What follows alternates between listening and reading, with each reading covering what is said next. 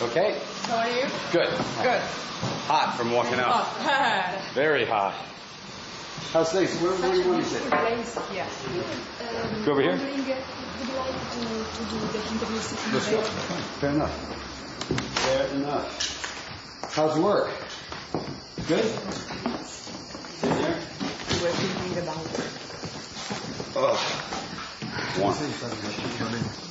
Senza luce, va bene.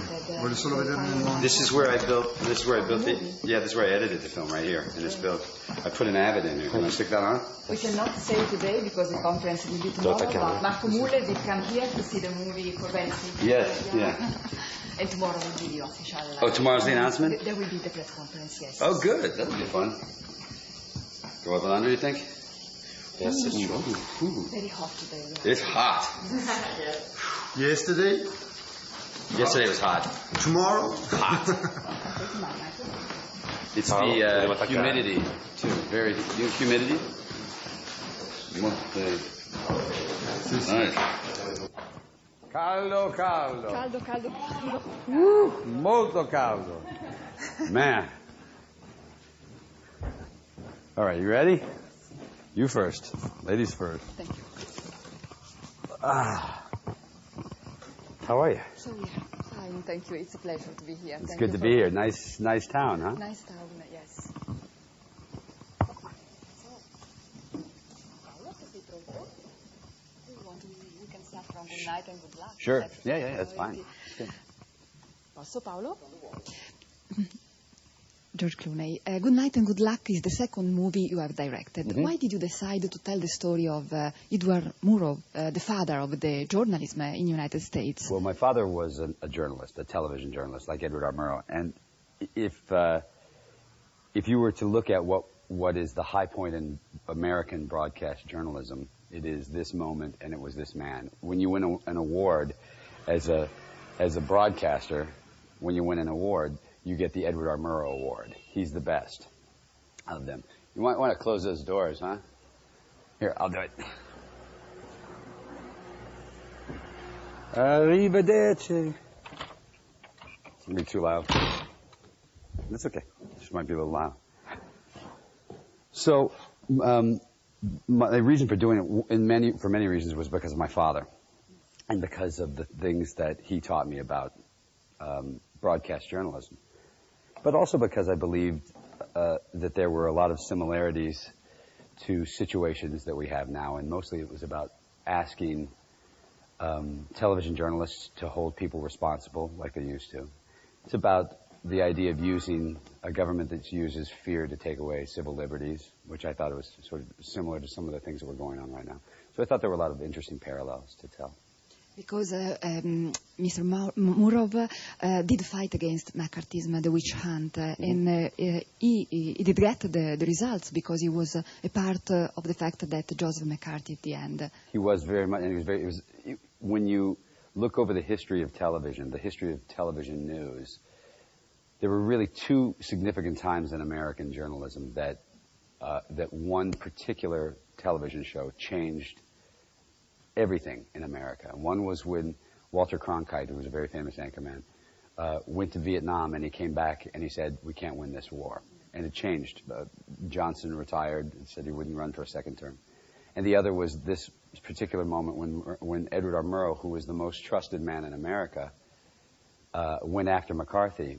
It wasn't his attack of McCarthy that brought McCarthy down. It was McCarthy turning around and accusing him of being a communist that brought him down, because everyone knew that Murrow wasn't a communist. So we found that, we go through circles of time in our history where we tend to do a lot of the same things. Every 30 or 40 years, we like to push away our civil liberties out of fear.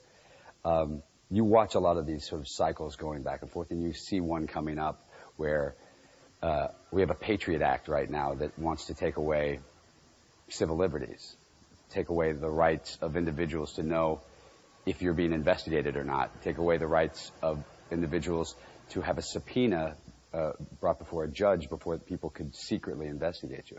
All of that is because they're afraid. I think there are a lot of similarities when you think about talking about using fear to start to take away bit by bit those civil liberties. And this was a time that it had happened. Many questions. One is, do you think it's risky, could be difficult to show a movie like this for American audience in the America of President Bush? Well, I think we had 49% of the country agreed with me, so I don't think that that's necessarily risky if you've got that, that many people. The main thing is this. I don't think it changes anything to make a film like this. I think what it does do is it may open up some discussions again while they're in the middle of trying to ratify the Patriot Act and renew the Patriot Act. I think that might help just to have, not that the movie will help, but it help any discussion on the subject is always good.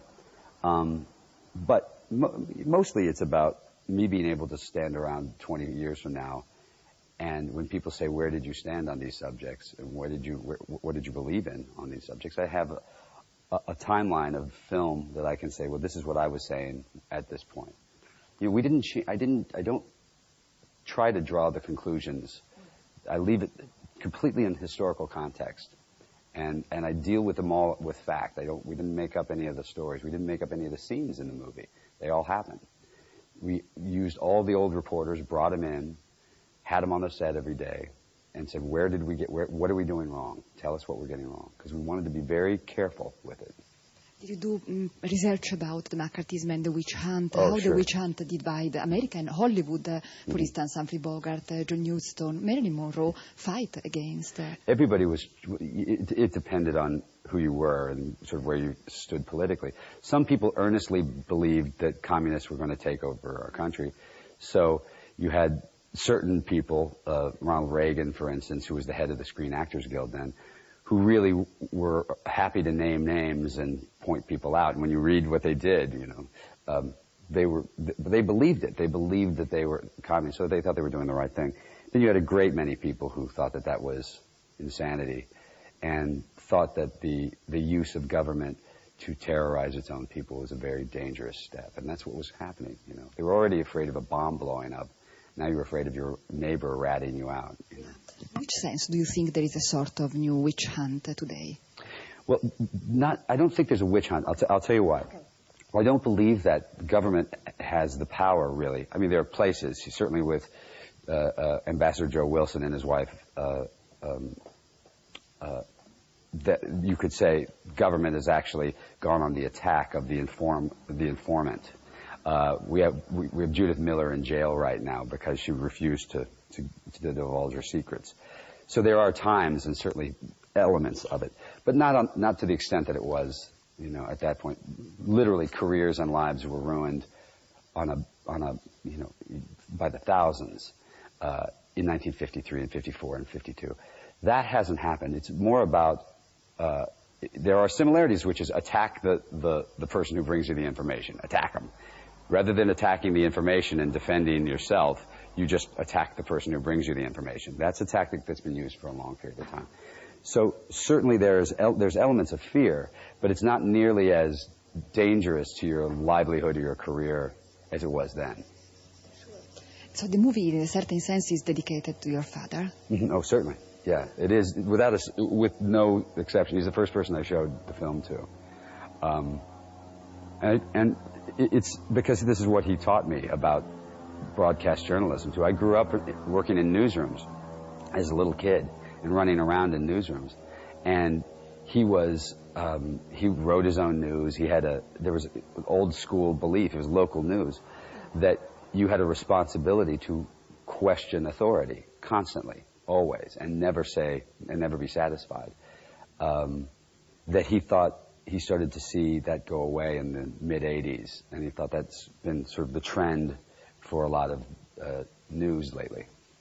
Reading the story of Good Night and Good Luck, that obviously I haven't seen yet, I was thinking to the famous line of the movie with Humphrey Bogart, that line USA, it's the press, baby, and there is nothing you can do about this. Right. Do you still believe in the power of free journalism who can change history? Yes, and I think without it, we're dead. I think that Thomas Jefferson was the one who was, for us, he was the author of our Constitution, the author of the Declaration of Independence, and probably the brightest. We were very lucky that we had Thomas Jefferson to start with, and his main